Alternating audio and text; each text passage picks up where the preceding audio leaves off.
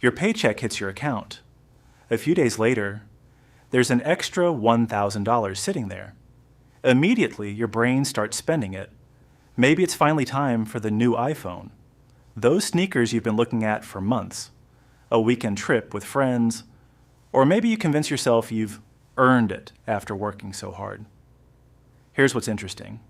Almost nobody wastes $1,000 because they're irresponsible. They waste it because they're solving today's problem instead of tomorrow's. Buying the phone solves the feeling of missing out. Buying new clothes gives you a quick confidence boost. Booking the trip creates memories. None of those things are bad. The real question is this purchase improving your life next month? Or just improving your mood for the next few days? That's a question most people never ask, because the hardest part about money isn't making decisions. It's understanding the cost of the decision you didn't make. That $1,000 could become a new phone, or it could become the reason you never carry credit card debt again. It could pay for a certification that helps you land a job, paying $15,000 more every year. It could buy equipment to start a side business. It could even become the first investment in a portfolio you'll still own 40 years from now. The point isn't that you should never buy nice things. The point is that every dollar can only do one job. Once it's gone, it stops working for you. So before you spend that first $1,000, don't ask, what do I want? Ask something much more valuable. Which decision will make the next $1,000 easier to earn? Because that's the question that separates people who stay stuck from people who slowly build wealth without feeling like they're sacrificing everything. Before you buy anything, ask yourself one question. Will this still matter to me in 5 years? For most impulse purchases, the answer is no. Think about the last expensive thing you bought on a whim, the designer shoes you had to own, the latest iPhone, even though your old one worked perfectly. That jacket you wore twice before it disappeared into the back of your closet. At the time, each purchase felt important. 6 months later, it's just another object you barely notice. This doesn't mean you should never buy nice things. It means expensive purchases deserve a simple test. Wait 30 days. If after 30 days you still genuinely want it and it fits your budget, buy it. Most impulse purchases don't survive that waiting period. Now let's assume you still have your $1,000. Here's where I'd look next. Can this money buy me more income? That's a question most people never ask. Imagine two people. The first spends $1,000 on a new phone. The second spends $1,000 earning a certification that's respected in their industry. A few months later, that certification helps them land a job, paying $8,000 more per year. Suddenly, that original $1,000 isn't an expense anymore. It's an investment that keeps paying them every year they stay in that field. The same idea applies to almost any career. Maybe you're a photographer. Better lighting or a new lens could help you attract higher-paying clients. Maybe you're a graphic designer. A more powerful laptop could save hours every week. Maybe you're learning sales. A high-quality course and consistent practice could help you negotiate a higher salary for the rest of your career. The goal isn't to spend money. The goal is to spend it where it creates more opportunities. One question can help you make that decision. Will this purchase make future me earn more, save more, or waste less? If the answer is yes, it's worth serious consideration.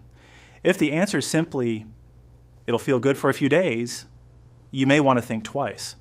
Because here's something most people don't realize. Wealth isn't usually built by making spectacular investments. It's built by making surprisingly ordinary decisions that keep putting you in a better financial position year after year. And the next decision might be the most overlooked one of all. It's not about making more money. It's about stopping money from quietly disappearing every single month. Imagine someone hands you a bucket and tells you to fill it with water. You could keep pouring more in, or you could notice the holes in the bottom first.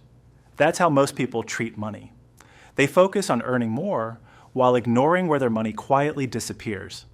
Not through one huge purchase, through dozens of small ones that become permanent. A streaming service you forgot about? Food delivery 4 nights a week because you're too tired to cook.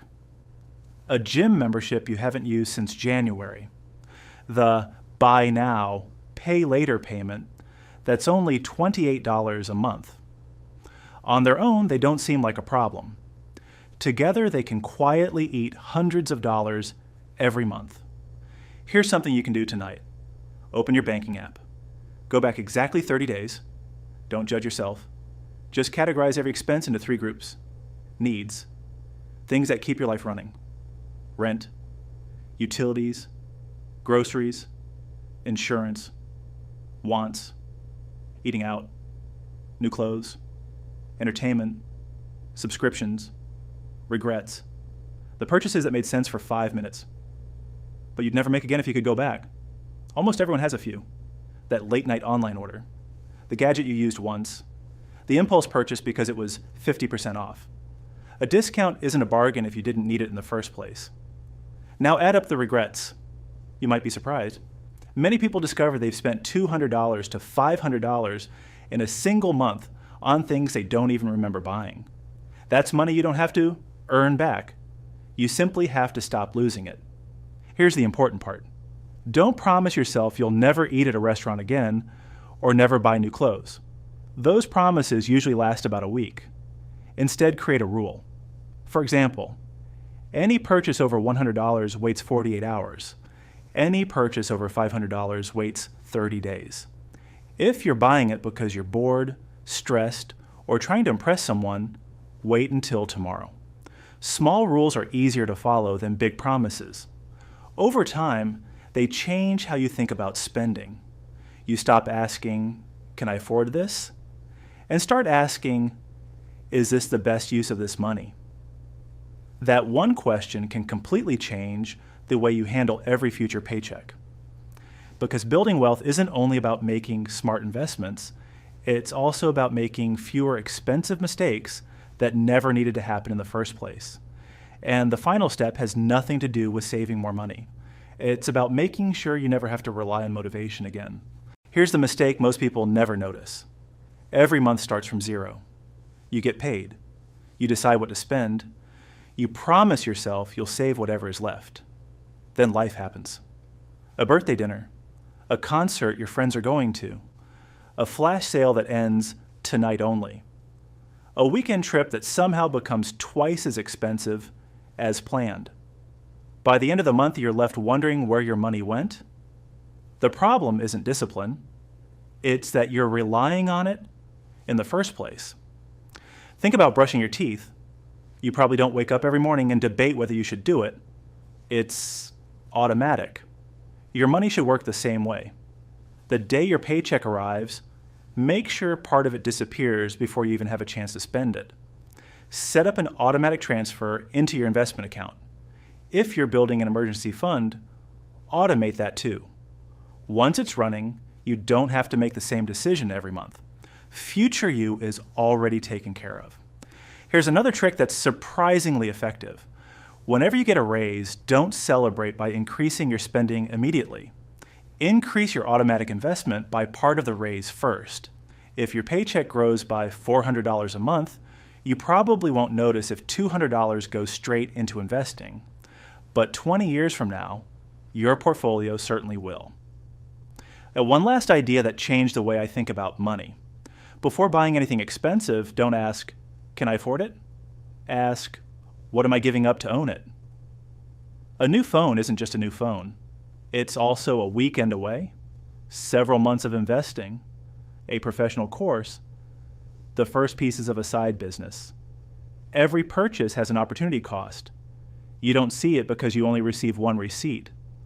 The receipt for the thing you didn't buy never arrives. That's why people who build wealth often look ordinary.